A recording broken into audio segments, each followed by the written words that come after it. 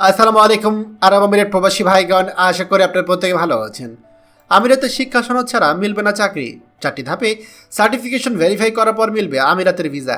চলুন খবরে বিস্তারিত জেনে নেওয়া যাক। সংযুক্ত আরব আমিরাতে কাজের বাজার প্রতিনিয়ত পরিবর্তিত হচ্ছে।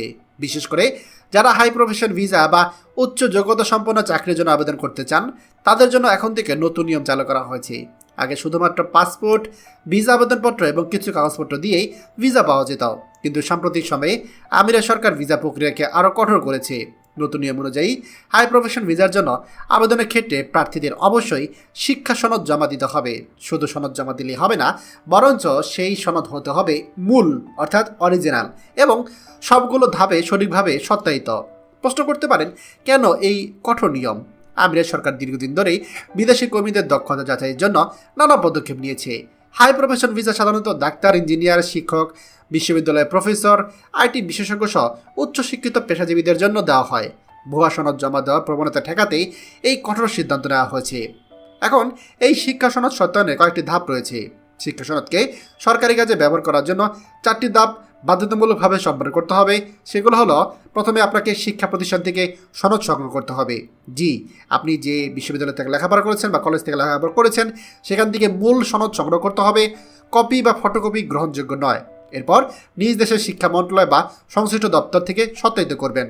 শিক্ষা সনদটি আপনার যে মন্ত্রণালয় রয়েছে বা বোর্ড রয়েছে, সেখান থেকে গিয়ে সত্যায়ন করে নিয়ে আসতে হবে। এরপর পররাষ্ট্র মন্ত্রণালয়ে আপনাকে সত্যায়নের জন্য আবেদন করতে হবে। শিক্ষা মন্ত্রণালয়ে সত্যায়ন পাওয়ার পর আপনি পররাষ্ট্র মন্ত্রণালয়ে সেই সনদটি আবার সত্যায়ন করবেন।